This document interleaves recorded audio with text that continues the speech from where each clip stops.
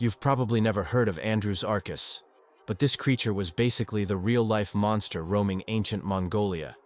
It wasn't just some oversized wolf, it's way stranger and more fascinating than that. Stick with me, and I'll show you what makes Andrewsarchus one of the coolest beasts you've never met. I still get amazed thinking about how Andrewsarchus was discovered. Imagine it. The 1920s, a remote part of Mongolia called the Gobi Desert, scorching sun, and a team of paleontologists digging through ancient sediment. What they found was a massive skull, one that immediately grabbed attention because it was unlike anything anyone had seen. When I first learned about Andrewsarchus, I thought, okay, this has to be some kind of giant wolf or prehistoric bear. But it turns out, the story is way weirder and more fascinating. This one skull became the only direct evidence of an animal that lived about 45 million years ago. And yet it has sparked decades of debate and speculation. It's crazy to think that for so long, all we really knew about Andrewsarchus was from this single fossil. It's like finding a single puzzle piece and trying to imagine the whole picture. What fascinates me is how one find can capture the imagination of scientists and the public alike. This skull measured over 80 centimeters, almost as long as a baseball bat. And from its size alone, I could tell this creature was no joke. It had a powerful jaw, sharp teeth, and a shape that hinted at a ferocious predator. The more I dug into its discovery, the more I realized how mysterious Andrewsarchus really was. It wasn't just the size, but the fact that it defied easy classification. The fossil was collected by the American Museum of Natural History's Central Asiatic Expedition, led by Roy Chapman Andrews. Yeah, the guy some believe inspired Indiana Jones. So the legend of Andrewsarchus starts with a legendary expedition. The skull was brought back to the US, and paleontologists have been trying to piece together its story ever since. Now, when I picture Andrewsarchus, I don't see the giant wolf many early artists imagined. The truth is, it was probably even stranger than that. From the skull alone, scientists estimate Andrewsarchus was one of the largest land carnivores ever, possibly up to 12 feet long from nose to tail. But here's the wild part. It's not closely related to wolves, bears, or any carnivore you might expect. Instead, it belonged to a strange group called mesonychids, extinct carnivorous mammals that walked the earth millions of years ago, but don't have any close modern relatives. Imagine something with the powerful jaws of a hyena, but with a body shaped unlike anything we've seen today. Some reconstructions give it long legs and a body built for roaming vast ancient plains, making it an apex predator or scavenger in its environment. The skull's shape suggests it had massive crushing teeth designed to handle bones, but it might have also scavenged carcasses, making it more of a versatile opportunist. I find it fascinating how this animal blends features of predators and scavengers, showing how nature doesn't always fit neatly into categories. Visualizing Andrewsarchus roaming the Eocene landscapes, I picture a fearsome creature with no real modern equivalent. A reminder of how wild and unpredictable evolution can be. Every detail from that skull tells me it was built for survival, strength, and dominance in a world that was completely different from ours. It's not just a big head on a body. It's a window into a lost ecosystem, a reminder of the monsters that once ruled the earth. When I first dug into Andrewsarchus's family tree, I was blown away by how unexpected it was. You'd think a giant carnivore with a massive skull would be closely related to wolves or bears, right? Nope. Andrewsarchus actually belongs to a group called mesonychids, which are extinct carnivorous mammals. They're more closely related to whales and hippos than to any modern land predator. Yeah, whales. Crazy, isn't it? This connection comes from studying the bones and teeth of mesonychids and molecular evidence that links them to the artiodactyls, hoofed mammals that include deer, pigs, hippos, and whales. It's wild to imagine that a creature built for tearing flesh and crushing bones shares ancestry with creatures that evolved to live in the ocean. When I first learned this, it totally flipped my understanding of evolution and how interconnected life really is. It also explains some of Andrewsarchus's strange features.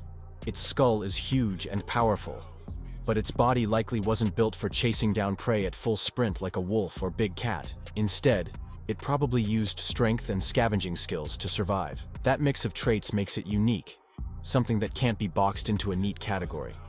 It's a reminder that evolution isn't linear or simple. It's a messy web of surprises.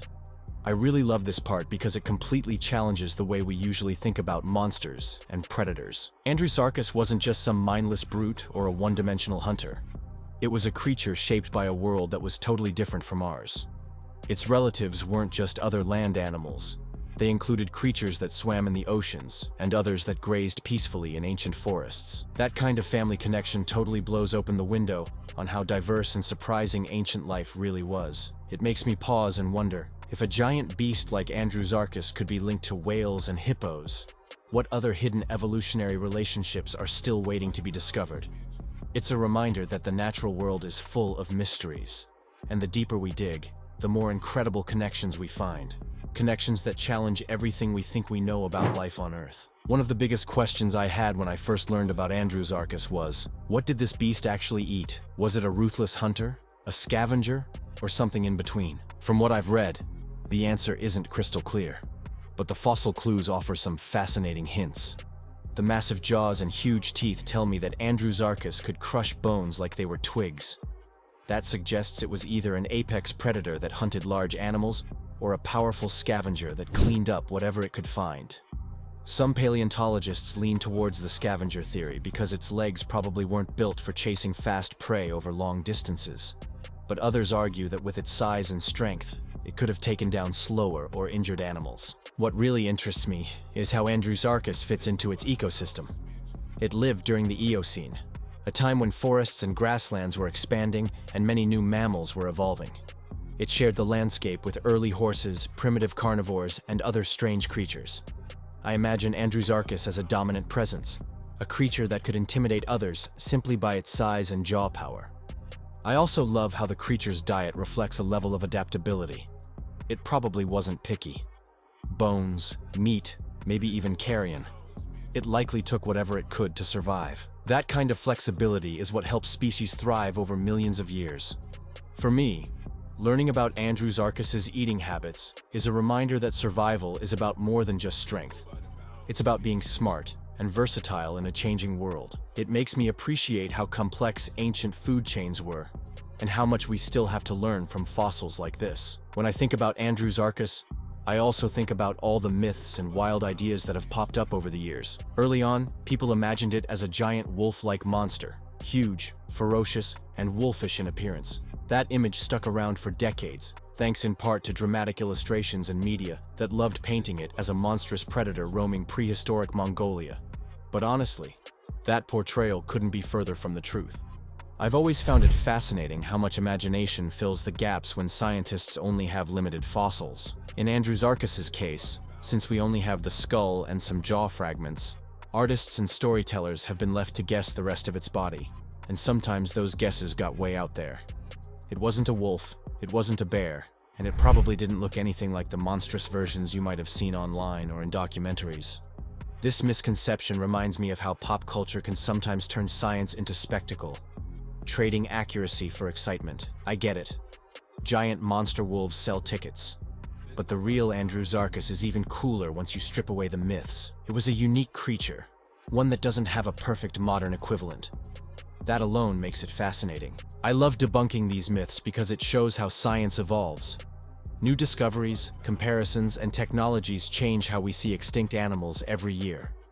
Andrewsarchus is a perfect example. As new fossils of related species turn up, our picture of this ancient beast gets sharper. So whenever you see a wild drawing of Andrewsarchus, remember it's just an artist's guess, and the real story is even stranger. One of the reasons Andrewsarchus matters so much to me, and to science, is what it tells us about evolution and ancient ecosystems. It's more than just a weird fossil. It's a window into a time and place that shaped the future of mammals, including us. Andrewsarchus lived in the Eocene epoch, roughly 45 million years ago, when Earth's climate was warm, and ecosystems were changing rapidly. Mammals were diversifying, forests were spreading, and predators like Andrewsarchus were carving out new roles. Studying it helps me understand how big carnivores evolved before the rise of modern wolves, cats, and bears. What really excites me is how Andrewsarchus connects land animals to marine mammals, like whales. Its place in the family tree shows the tangled branches of evolution, and how traits can shift dramatically over millions of years. It's a reminder that life is incredibly adaptable and surprising. Plus, Andrewsarchus' story is a lesson in humility for us humans. It existed in a world far different from ours, with creatures that seem alien by today's standards. Yet, it's part of the same grand story of life on Earth. That perspective is humbling and inspiring. It reminds me why I keep digging into paleontology and sharing these stories. If we want to understand our planet's past and future, animals like Andrewsarchus are key chapters. They show how life adapts, thrives, and sometimes fades away, but always leaves clues for us to discover. Looking back, Andrewsarchus wasn't just some strange prehistoric creature lost in time. It was a game changer in understanding how life evolved after the dinosaurs. What really hits me is how much it challenges what we thought about giant carnivores from that era. This beast wasn't a simple predator like a wolf or a bear, but something that connects so many dots in the story of mammals. Its discovery and the debates around it opened the door to questions I find fascinating. How do ecosystems rebuild after massive extinction events? How do lineages branch out and adapt in ways we don't expect? Andrewsarchus is like a puzzle piece showing us that evolution isn't just about surviving, but about experimenting with new forms and lifestyles. I also love how this creature teaches us about the power of fossils, not just as bones in the ground, but as stories frozen in time. The fact that one skull can make us rethink entire animal families is pretty mind-blowing. It reminds me that science is always evolving, and every new find can rewrite what we thought was true.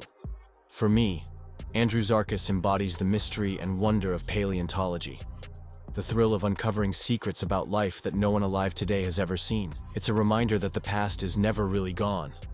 It's just waiting for us to discover its stories. Thanks for sticking with me on this journey into the world of Andrewsarchus. If you enjoyed learning about this Mongolian monster and want to dive deeper into ancient mysteries, hit that like button and subscribe. I'd love to hear what surprised you most or any other prehistoric creatures you want me to explore. Drop a comment below. Let's keep uncovering the hidden stories of our planet together.